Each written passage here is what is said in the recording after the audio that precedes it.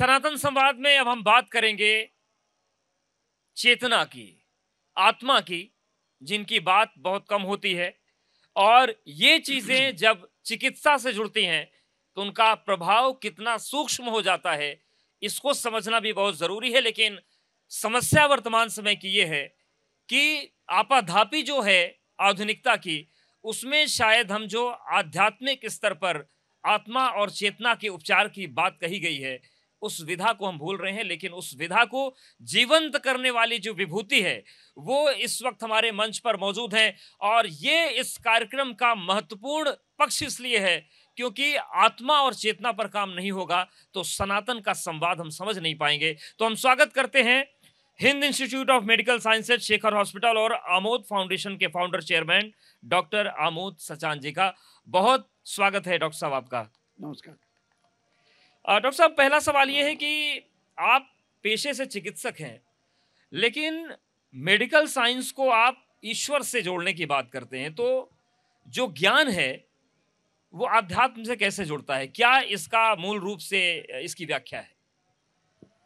ऐसा है कि धर्म को अगर हम गहराई से समझेंगे तो वो थोड़ा डिफरेंट है। धर्म इस प्रकृति के जो नियम हैं वो धर्म है जी। वो हम सब पर लागू होते हैं। वो हर पशु पक्षी प्राणी जीव जंतु और मनुष्यों में सब में एक समान लागू होते हैं जी। और उसको समझने के लिए सबसे ज्यादा महत्वपूर्ण है कि हम अपने बारे में समझें, अपने शरीर के बारे में समझें, अपने मन के बारे में समझें और ये शरीर कैसे काम करता है, कैसे ये ठीक रहता है। क्योंकि जब ये शरीर स्वस्थ होगा, मन स्वस्थ होगा, तभी तो हम कुछ कार्य कर पाएंगे। जी। तो इस पूरे ब्रह्मांड का, इस पूरे संसार का सर्वश्रेष्ठ कंप्यूटर ये शरीर है। जी। इस शरीर की जो अंदरूनी संरचना है वो फैसिनेटिंग है। अगर आप उसको अंदर से देखें, जो आज विज्ञान ने एक एक सेलुलर लेवल पे और ऑर्गन लेवल पे पूरी महीनता से जांच कर ली है और सबके डायरेक्ट विजुअल वीडियोस अवेलेबल हैं कि कैसे काम करती है। और इस शरीर के अंदर एक जीवनदायिनी शक्ति है जो उसको जिंदा रखती है। जी। वो जीवनदायिनी शक्ति के अंदर चेतना समाहित है। बिना चेतना के वो जीवनदायिनी शक्ति कुछ नहीं कहे। और वो जीवनदायिनी शक्ति क्या है? वो है electromagnetic current which flows inside this body from head to each and every cell। जी। लेकिन इलेक्ट्रोमैग्नेटिक करंट से मनुष्य नहीं बनाया जा सकता है। इलेक्ट्रोमैग्नेटिक करंट में जब चेतना, कॉन्शियसनेस जब होती है तब मनुष्य का जन्म होता है। यानी कि वैज्ञानिक रूप से जो बात आप बता रहे हैं, इसे ही हमारे ऋषियों ने सामान्य रूप से कहा घट घट में राम, यही वो राम है। यस, बिल्कुल सही कहा। और ये जीवनदायिनी शक्ति उसी परम पिता परमात्मा का अंश है। हम उसी के अंशी हैं। तो वो मेरा पिता है, वो परम पिता है और हम अपने आप को जानते नहीं हैं। इस शरीर को यदि आप अच्छी तरीके से चलाना चाहते हैं तो इसके जो सॉफ्टवेयर है, जो इसकी आत्मा है, और जो हार्डवेयर है, जो शरीर है, इन दोनों का संयोजन से ये जीवित रहता है शरीर। तो उस ऑपरेटिंग सिस्टम को यदि हम जान जाएं तो उसको सही तरीके से ऑपरेट कर सकते हैं। बिल्कुल। और जिस ऑपरेटिंग सिस्टम की आप बात कर रहे हैं, जिस विग्रह की बात कर रहे हैं आप, तो हम अयोध्या की धरती पर हैं, सरयू के तट पर हैं और विग्रह की जो सबसे अच्छी व्याख्या मिलती है उसमें कहा गया कि रामो विग्रहवान धर्म है, मतलब राम विग्रह स्वरूप धर्म के हैं। तो ये जो हमारा राम का बनाया हुआ ये जो विग्रह है, इसको राम से कैसे आप जोड़ते हैं और कौन सी कहानी ऐसी है जो इस चिकित्सा क्षेत्र को राम के दृष्टिकोण में रंग रही है? देखिए, ऐसा है कि जब मैंने ईश्वर को समझा, राम को जब समझा, तो राम हमारे रोम रोम में है, कण कण में है। हमारे पूरा जीवित तो हमारा राममय है। लेकिन चूंकि राम को हम खाली अकेले एक मूर्ति के रूप में समझ करके नहीं समझ पाएंगे। राम एक गुण है, राम प्रेम है, राम करुणा है, राम हम सबको वो प्रेरणा देते हैं कि हम ये जीवन कैसे जिए। मैं कुछ रामचरितमानस की कुछ घटनाएं ऐसी हैं जो वास्तव में आपको जीवंतता प्रदान करती हैं। लगता है ये जीवन ऐसे ही जिया जाना चाहिए। मैं एक बात व्यक्तिगत तौर से कहता हूं कि राम को पूजने से हम राम में नहीं हो सकते हैं। हमको राम के सारे गुणों को धारण करना होगा, तब हम हमारी पूजा सफल होगी। हम एक हाथ से आरती करते रहें और दूसरे हाथ से जो राम मना रोकते रहें वही हम करते रहें, तो हम सही अपने ऊपर धारण नहीं कर पाएंगे। तो राम, अब आप पहली घटना में सुनाता हूं जो रामचरितमानस की है, जिसने मुझे बहुत ज्यादा प्रभावित किया है और शायद वो सबसे कम पॉपुलर है, लोग उसको सबसे कम जानते हैं। और वो है कैकेयी, माता कैकेयी और मंथरा का संवाद। बहुत कम लोगों को याद होगा कि ये संवाद कैसे प्रकट हुआ, क्यों प्रकट हुआ, क्या कारण था। राजा दशरथ ने रामचंद्र जी को अपना उत्तराधिकारी घोषित करने वाले थे।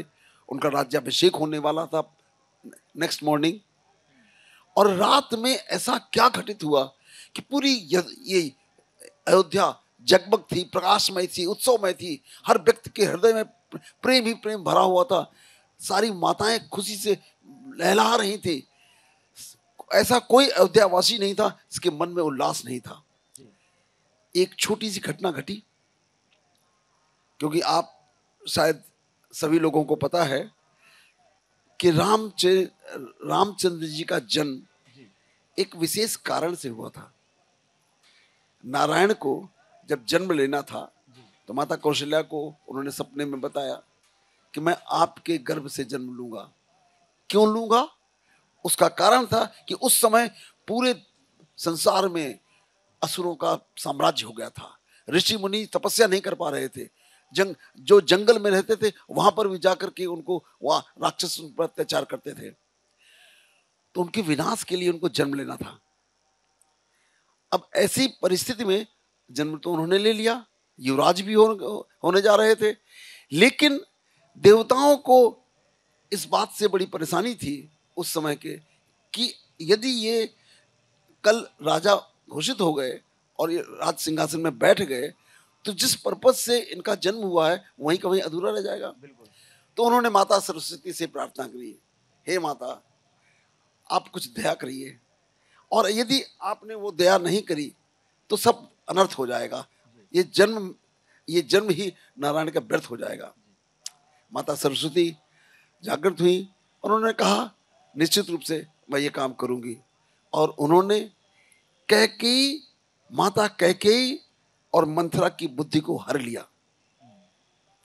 और उस बुद्धि के हर लेने के बाद उसी मंथरा को, जो रामचंद्र जी को इतना प्रेम करती थी, आपको सुनकर के आश्चर्य होगा कि भगवान राम सबसे ज्यादा माता कैकेयी को प्रेम करते थे। और माता कैकेयी भी राम की सबसे बड़ी शिक्षिका थी, सबसे ज्यादा ज्ञान वही देती थी। और भगवान राम माता कौशल्या के महल में नहीं सोते थे, वो माता कैकेयी के महल में सोते थे। वो इतना प्रेम था। और एक पल में क्या हो गया कि उनकी मति भ्रम हो गई। और जो उसके बाद जो मंथरा ने कहा और जो माता कैकेयी ने किया और जो जो वचन मांगने थे जो मांगे गए और उसके बाद आगे जो हुआ वो सब हुआ। मैं इसको वर्तमान में ये जोड़ना चाहता हूं, जो सबसे आवश्यक है, आप सबको समझना चाहिए। सरस्वती क्या है? सरस्वती कौन है? सरस्वती हमारी विजडम है, हमारी इंटेलेक्ट है। अगर इंटेलेक्ट इंटैक्ट रहता है तो हम सही निर्णय करते हैं, और अगर इंटेलेक्ट चला जाए तो हमारा निर्णय गलत होता है। और हमारे आप इसको थोड़ा समझने के लिए बहुत आवश्यक है, अन्यथा इस प्रसंग को आप समझ ही नहीं पाएंगे और रामचरितमानस को ऐसे ही निकल जाएगी और उसका कोई लाभ नहीं मिलेगा। हमारे ब्रेन के अंदर दो पार्ट हैं, एक है लोअर ब्रेन, एक है हायर ब्रेन। लोअर ब्रेन जो एमिग्डाला से ऑपरेट होता है, ये एनिमल्स से इवोल्यूशन से हमको मिला है, और ये रिएक्टिव ब्रेन है। तुरंत कोई भी एक्शन होगा उसका तुरंत रिएक्शन करेगा बिना सोचे समझे, और 1 मिली सेकंड में करता है। मतलब 1 सेकंड के 10,000 के हिस्से में वो पूरा अपना काम कर जाता है। और इस इवोल्यूशन में मेरे को प्री फ्रंटल कॉर्टेक्स बना है, प्रकृति ने बना के दिया है। ये जो सामने एरिया दिखाई देता है किसी भी एनिमल में नहीं पाया जाता है, और ये प्रोसेस करता है, और प्रोसेस करने के बाद तब निर्णय करता है। तो इसमें विजडम बनती है, इसमें विजडम रहती है, और वो विजडम जब डिसाइड करती है क्या सही है क्या गलत है, उचित अनुचित, तब वो रिस्पॉन्ड करता है। तो यदि हम उस माता सरस्वती से प्रार्थना करें, तो विजडम से काम करें, तो ऐसा अनर्थ ना हो कि आज इस अयोध्या में उत्सव हो रहा है, चारों तरफ दीपावली मनाई जा रही है, लोग घर में उल्लास से टहल घूम रहे हैं, नृत्य कर रहे हैं, संगीत कर रहे हैं, और दूसरे दिन रुदन हो रहा है, विलाप हो रहा है। वो पिता दशरथ, उनकी मृत्यु हो जाती है। आप सोचिए कितना भयंकर, एक गलती से, एक छोटी सी गलती, अगर उस गलती को न किया गया होता, उसके बाद माता कैकेयी को भी और बाकी पूरे परिवार को भी और अयोध्या वासियों सबको बहुत दुख हुआ कि भगवान राम जो मेरे प्राणों से प्रिय हैं वो आज वन को जा रहे हैं। बिल्कुल। इसमें चूंकि आपने चेतना की बात की, विजडम की बात की, तो क्या ये चीज़ भी मायने रखती है कि अगर कोई गलत निर्णय हो गया तो जिसके प्रति निर्णय हुआ है वो उसको किस तरीके से ले रहा है? जब भगवान राम को वनवास की सूचना दी गई तो उन्होंने बोला कि पिता दीन मोहि कानन राजू, यानी कि पिता ने मुझे वनवास नहीं भेजा, उन्होंने तो जंगल का राजा बना दिया है। तो ये भी क्या पॉजिटिविटी है जो चेतना का एक अच्छा स्वरूप है? देखिए, भगवान राम क्यों भगवान राम हुए, ये रामचरितमानस एक कहानी है, एक घटना है कि एक साधारण मनुष्य अपने कर्मों के द्वारा मर्यादा पुरुषोत्तम भगवान बन जाता है। मतलब वो सारे विकारों को भग्न कर देता है, उसके अंदर एक भी विकार नहीं बचता है, 16 कला संपन्न हो जाता है, तब वो भगवान बनता है। तो ये कथा जो है इसी की है, जिसमें उन्होंने हर चीज को, उन्होंने आगे ये भी कहा रामचंद्र जी ने कि माता पिता का आदेश ईश्वर का आदेश है, उसका पालन करना मेरा धर्म है, मैं उस धर्म से विमुख नहीं हो सकता हूँ। और आगे जब घटना आगे और परिदृश्य बढ़ता है, वो घटना भी मैं आपको बताना चाहूँगा। वो इस रामायण का सर्वश्रेष्ठ प्रसंग मैं मानता हूँ उसको। प्रसंग तो उसके हर चौपाई में मर्म ही मर्म छिपा हुआ है, लेकिन एक प्रसंग है जो सबसे प्रिय है और सबसे प्रभावशाली है, और वो है भरत का। भरत प्रेम का स्वरूप है, भरत और प्रेम एक हैं। तो जब अपने ननिहाल से लौट करके आए भरत, जब उनको कुछ नहीं पता चला, कुछ मालूम नहीं था कि ऐसा भी हुआ है, जब आके देखा, जब अयोध्या के अंदर आए तो चारों तरफ विलाप हो रहा है, ऐसा घनघोर सन्नाटा छाया हुआ है, कोई आदमी किसी से बात नहीं कर रहा है। घर पहुंचे, घर पहुंच के देखा सब जगह सन्नाटा। तब उनको मंत्रियों ने बताया कि ऐसी ऐसी घटना हो गई है और तुम्हारे बड़े भाई वन को चले गए हैं, इस कारण से। वो विलाप करने लगे, इतने ज्यादा उनकी दशा दिशाहीन हो गए कि वो उसी क्षण बिना कुछ करे वैसे ही नंगे पैर वन की तरफ दौड़ गए। इसको कहते हैं प्रेम।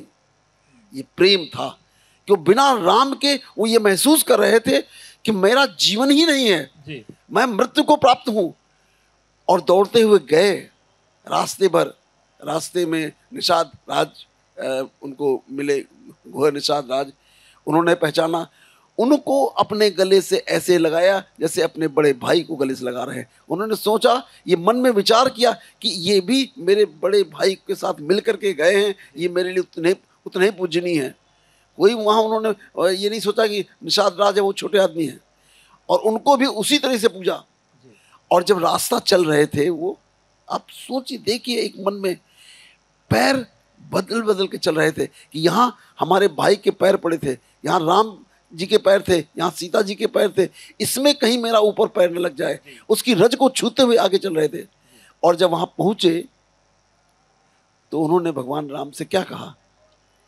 उन्होंने कहा, भैया ये राज्य आपके लिए था जी, मैं इस राज्य को नहीं कर सकता, ये राज्य आपको ही करना पड़ेगा, इसका कोई और अवसर नहीं है। और क्योंकि मैं तो आपका सेवक हूं, मैं आपका छोटा भाई हूं, मेरा धर्म है कि मैं आपकी सेवा करूं। तब इस बात को बड़ी मुश्किल से उनके साथ पूरी सेना आ गई, यहाँ से सारे नर नारी सब अयोध्यावासी सब साथ में थे। एक बार लक्ष्मण को भ्रम भी हो गया कि ऐसा तो नहीं है ये हमारे ऊपर युद्ध करने आए हो जी। तो उस समय जो रामचंद्र जी ने लक्ष्मण से कहा वो भी बहुत याद करने वाला है। और वो ये उन्होंने कहा कि लक्ष्मण, तुम भरत को नहीं जानते हो। भरत के हृदय में प्रेम के अलावा कुछ है ही नहीं। और यदि तुमको लगता है कि तुम सही हो तो भरत को भी आने दो, मैं भरत से कह दूंगा वो राज्य तुमको दे देगा और मेरे साथ चला जाएगा जी। जाओ उसको ससम्मान लेके आओ। तब उनका मन धीरज हुआ और उसको बुला के लाए। ये प्रेम की हमने बात कर ली, अब थोड़ा जिम्मेदारियों पर आते हैं। और मैं नहीं, अभी प्रेम ही तो मुख्य बात बताने वाली है जी। प्रेम के बिना ही तो ये संसार नीरस हो गया है जी। प्रेम आज वर्तमान में इतना दुर्भाग्य है, लोगों का समझ का दुर्भाग्य है कि आज प्रेम की परिभाषा भी बदल गई है। जिसको हम प्रेम कहते हैं वो प्रेम नहीं है, वो वासना और मोह का मिश्रण, उसको हम प्रेम कहते हैं। जो तमाम तरीके के गैलरी वाले और फोटो वाले बेच के बना के बेचते हैं जी। वो प्रेम नहीं है। प्रेम हृदय में करुणा का भाव है।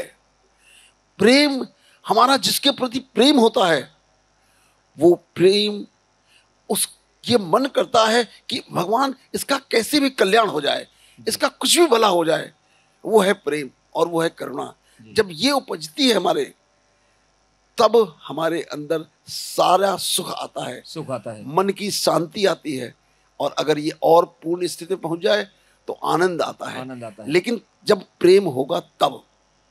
राम की जो जीवन चरित्र है, राम कथा है, उसमें जिम्मेदारियों की बात करते हैं तो मुझे सुषेण वैद्य का जो चरित्र है वो ज़्यादा पसंद आता है कि एक जब चिकित्सक की भूमिका में थे, वैद्य की भूमिका थे, डॉक्टर की भूमिका में थे, तो शत्रु दल में भी जाके उन्होंने इलाज कर दिया। तो क्या लगता है कि जो आज का जो चिकित्सा जगत है वो सुषेण को फॉलो करे तो बहुत भला हो सकता है समाज का और इस पूरे चिकित्सक वर्ग का, जिसमें कुछ नकारात्मक चीज़ें आती हैं और पूरा जो समाज है वो सवालों के घेरे में आ जाता है। देखिए, ऐसा है कि चिकित्सक समाज जो है वो भी इसी समाज का हिस्सा है, कोई अलग से नहीं है।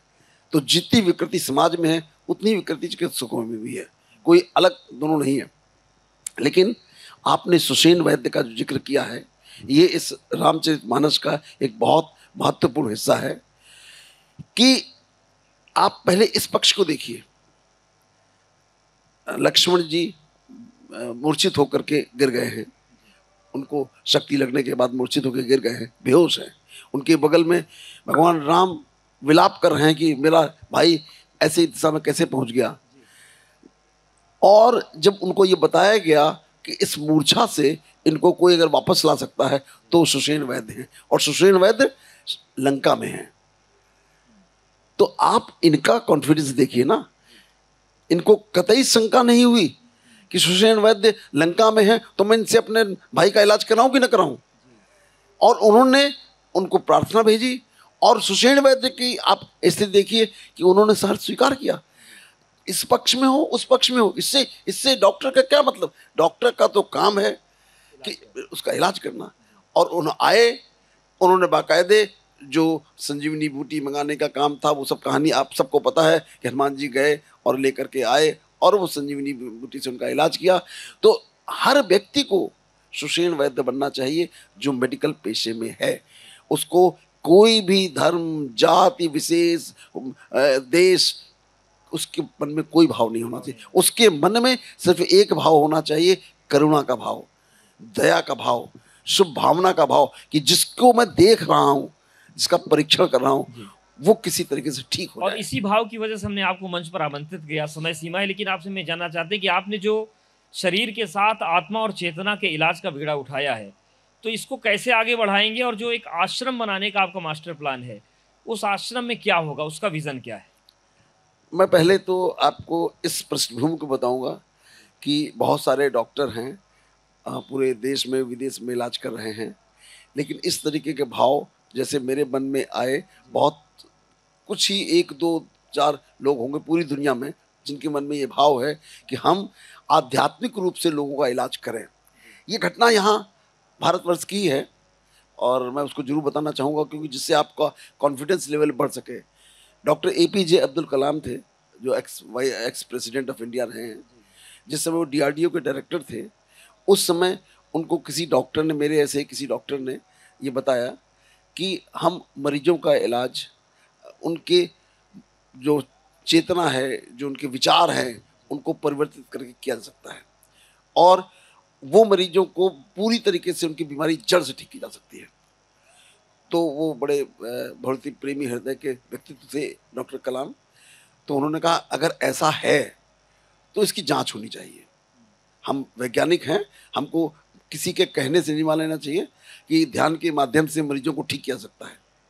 तो उन्होंने एक प्रोजेक्ट बनाया और उस प्रोजेक्ट को डॉक्टर सतीश गुप्ता एक कार्डियोलॉजिस्ट थे, उनके माध्यम से बनाया गया प्रोजेक्ट और 3 मेडिकल कॉलेज में इंडिया में उसकी स्टडी की गई। Maulana Azad medical college new Delhi, BJ medical college Ahmedabad and KU medical college Mumbai. And उसके लिए राजयोग मेडिटेशन को उन्होंने आधार बनाया। किसी को भी मान सकते हैं, आधार कोई भी हो सकता है ध्यान का, लेकिन उन्होंने उसको उसमें शामिल किया। और किन मरीजों को ऊपर ये किया गया, वो मरीज थे जिनके हार्ट अटैक हो चुके थे, डायबिटीज़ अनकंट्रोल्ड थी, ब्लड प्रेशर अनकंट्रोल्ड था और उनका इजेक्शन फ्रैक्शन 20-25 था। वो 2 कदम चल नहीं पाते थे और वो सिर्फ मौत का इंतजार कर रहे थे। ये उन मरीजों की कंडीशन थी और उनके लगभग 1000 पेशेंट्स पर वो स्टडी की गई और ये रिजल्ट निकला। और जो उनके टेस्ट किए गए before study and after study 125 test किए गए। इस शरीर में जितने टेस्ट हो सकते हैं, हार्मोनल एनालिसिस, बायोकेमिकल एनालिसिस, सारे के सारे, कोई हार्मोन नहीं छोड़ा गया, इसको नहीं स्टडी किया गया। और स्टडी करने के बाद और बाद में पोस्ट स्टडी किया गया तो ये रिजल्ट निकल के आया कि 93% पेशेंट पूरी तरह ठीक हो गए बिना दवा के, बिना ऑपरेशन के, बिना सर्जरी के, बिना एंजियोप्लास्टी के। और वो उन मरीजों में मैं बहुत सारे मरीजों से, कई 2 दर्जन से ज़्यादा मरीजों से व्यक्तिगत तौर से मिला, उन डॉक्टर साहब से भी मिला जिन्होंने स्टडी कंडक्ट की। तो यही फॉर्मूला आपके आश्रम में अब चलेगा? तो मैं आपको एक थोड़ा सा 2 मिनट और लूँगा क्योंकि ये आप राष्ट्रीय पूरे देश में दिखाएंगे तो लोगों को पता चल सके क्या इसका क्या लाभ है। तो उसमें ये पाया गया कि हमारे मन में जो विचार हैं वही हमारी बीमारी की जड़ हैं। और आज की तारीख में हमारे विचार हैं ईर्ष्या, द्वेष, क्रोध, मोह, अहंकार, काम, वासना। ये 5 विकार हैं जो हमारे रोम रोम में बसे हुए हैं। और जब ये विकार हमारे मन में रहते हैं तो हम बीमार रहते हैं। हमारा sympathetic nervous system over active हो जाता है, हमारा हार्मोनल सिस्टम अपसाइड डाउन हो जाता है, हमारे न्यूरोट्रांसमीटर्स एक्साइटेड रिलीज होते हैं और हम सिंपैथेटिक ओवरड्राइव में रहते हैं और 24 घंटे कॉर्टिसोल एंड एड्रेनलिन, नॉरएड्रेनलिन सेक्रेट करते हैं। और ये अल्टीमेटली हमारे शरीर में जो एक्शन करता है वो ऑक्सीडेटिव फ्री रेडिकल पैदा करते हैं, एथेरोस्क्लेरोसिस होती है और पूरी की पूरी आर्टरीज नैरो हो जाती हैं। और हमारे आत्मा को जो चाहिए गुण, वही जो भगवान राम के गुण थे वही हमारी आत्मा के गुण हैं और वो है प्रेम, करुणा, दया, शुभ भावना, शुभ कामना।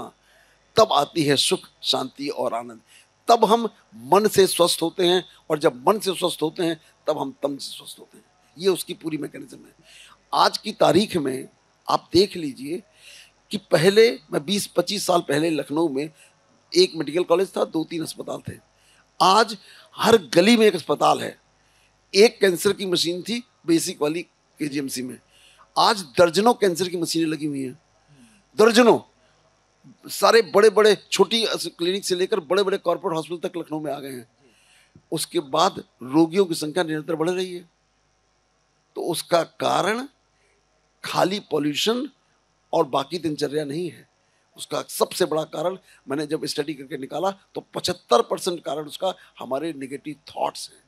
और ये थॉट्स जो है हमको पता ही नहीं है कि हम ये नेगेटिव थॉट्स पैदा कर रहे हैं और नेगेटिव थॉट्स पैदा करके अपना नुकसान कर रहे हैं। अगर हम आपसे क्रोध करते हैं, हम आपके बारे में बुरा सोचते हैं, हम आप सोचते हैं कि आपका विनाश हो जाए, आपका नुकसान हो जाए, सब बुरा हो जाए, आपका बुरा हो या ना हो इसकी संभावना तो इस बात पे डिपेंड करेगी आपने उसको कैसे रिसीव किया, लेकिन मेरा बुरा तय है। क्यों तय है? क्योंकि विचार किसने किया? विचार मैंने किया। जी। मेरे शरीर में पूरे केमिकल रिएक्शंस हो रहे हैं। इन्हीं विचारों का शुद्धिकरण इन्हीं आपके विचारों का आश्रम में होगा। इन्हीं विचारों के शुद्धिकरण ही हमारा इलाज का बेसिक कंसेप्ट है। उसके अलावा थोड़ा सा और चीजें करते हैं कि हम उसको हमारे शरीर में थोड़ी सी चीजें आपको बता दूं, बड़े काम की है। जी जी। कि हमारे शरीर में एक बायोलॉजिकल क्लॉक लगी हुई है हाँ। यहाँ हाइपोथैलेमस में, जी। और वो सूर्य से जुड़ी हुई है। अच्छा। तो सूर्य से जब जुड़ी हुई है तो हमको उसके अनुसार ही जीवन जीना होता है। मतलब ये कि हमको सवेरे ब्रह्म मुहूर्त में 4 बजे उठना है। जी। ऋषि मुनियों ने कहा, लेकिन हमें नहीं पता था क्यों कहा, क्योंकि हमारे ये क्लॉक है, अगर हम सूर्योदय के 2.5 घंटे पहले नहीं उठेंगे तो हम स्वस्थ नहीं रह सकते, और सूर्यास्त के 2.5 घंटे बाद सोना है। भोजन सोने के 2.5 घंटे पहले करना है, बिकॉज 2.5 घंटे हमारा गैस्ट्रिक एम्प्टी टाइम है, तो सोने के पहले हमारा पेट खाली हो जाना चाहिए, जिससे रिगर्जिटेशन ना हो, पेप्टिक एसिड सिंथेसिस ना हो, और बहुत सारी बीमारियां पैदा होती हैं। और हमारे इवोल्यूशन में हम जैसे डेवलप हुए हैं, हम धीरे धीरे विकसित हुए हैं, ऐसा इकट्ठे मनुष्य नहीं बने। तो हमारे जीन्स में एक्सरसाइज शामिल है, हमको दौड़ भाग के शिकार करके होना पड़ता था, तो इसलिए हमको एक्सरसाइज करनी है। तो ये 4 आयाम हमको करने, लेकिन चौथा आयाम मुख्य है, और वो है 75% कि हमारा इमोशनल बैलेंस, हमारे मन के भाव वो हमारे प्रेम और करुणा से भरे होने चाहिए। और रामचरितमानस हमको यही सिखाती है। जी। पूरी रामचरितमानस, भगवान राम ने रावण से भी क्रोध नहीं किया, रावण के प्रति भी उनके मन में कोई द्वेष नहीं था। और आप देखिए कि जब रावण का वध हुआ, उसके बाद क्या कहा उन्होंने लक्ष्मण से कि जाओ लक्ष्मण, उससे सीखो, परम ज्ञानी है, परम सबसे इस संसार का सबसे ज्ञानी है, जो आज से ज्ञान चला जाएगा, जाकर से उनसे शिक्षाएं लो। तो ये प्रेम का भाव ही सबसे महत्वपूर्ण है मनुष्य के लिए। और अगर भगवान राम से हम कुछ सीखना चाहते हैं, अपने जीवन में कुछ लाना चाहते हैं, तो बस ये सत्य निस्वार्थ प्रेम, प्राणी मात्र से प्रेम। बिल्कुल, और उम्मीद करते हैं कि ये जो आध्यात्म का वैज्ञानिक दृष्टिकोण आपने दिया है, ये लोग समझेंगे और उससे लाभ उठाएंगे, और अपने जीवन को एक सार्थकता की तरफ ले जा पाएंगे, क्योंकि केवल दर्शन करने से काम नहीं जैसा होगा, आपने अभी उसे जीवन में उतारना पड़ेगा। जैसा आपने 1-2 बार अभी कहा, मैं इसी बात को लोगों को सिखाने के लिए, खुद समझने के लिए, और उन मरीजों को जो गंभीर बीमार हैं उनको एक आश्रम में रख करके और उनके साथ स्वयं रहते हैं। सुबह 4 बजे उठ करके रात के 9 बजे तक उनके साथ पूरी दिनचर्या निभाते हैं, क्या खाएं क्या ना खाएं ये कराते हैं, और पूरे दिन ध्यान कराते हैं, और उस ध्यान से वो सारे मरीज ठीक हो जाते हैं। जब बीमारी हो गई है तब तो आपको इलाज करना ही पड़ेगा, उसी लिए इतने बड़े बड़े मेडिकल कॉलेज अस्पताल बनाए हैं कि वो बीमारी को नहीं ठीक कर सकते हम, जो बीमारी हो गई, लेकिन बीमारी ना हो उसके लिए ये विधि है, वो जड़ से ठीक हो सकती है। और आपको सुन करके आश्चर्य होगा कि इस शरीर में जितनी बीमारियां हैं, चाहे बैक्टीरियल इन्फेक्शन हो, वायरल इन्फेक्शन हो, ऑटो इम्यून डिसऑर्डर हो, इम्यून डिफिशिएंसी सिंड्रोम हो, इवन कैंसर, ये भी हम इसी विधि से ठीक कर सकते हैं। और कैंसर का डेवलपमेंट भी हमारे इसी नेगेटिव थॉट से होता है। वो बाकी प्रेसिपिटेटिंग फैक्टर है, स्मोकिंग, टोबैको, च्यूइंग, सब प्रेसिपिटेटिंग फैक्टर है, लेकिन मुख्यतः हमारे विचार हैं जो नेगेटिव हैं, इस कारण से कैंसर बनता है। बिल्कुल, और इन्हीं विचारों के शुद्धिकरण की आवश्यकता है, और इन्हीं विचारों के शुद्धिकरण के लिए ये सनातन संवाद भी जरूरी। बहुत धन्यवाद डॉक्टर साहब आपका हमारे साथ जुड़ने के लिए और बातचीत करने के लिए। आपने इस सनातन संवाद में एक डॉक्टर को इनवाइट किया और उसको ये समझने का प्रयास किया कि वास्तव में सनातन क्या है और सनातन हम अपने धर्म जीवन में कैसे धारण करें। Thank you very much. बिल्कुल, और इसी धारणा को सकारात्मक बनाते हुए इस चर्चा को हम समाप्त करते हैं। बहुत शुक्रिया आप सभी का, बने रहिए एबीपी न्यूज़ के साथ।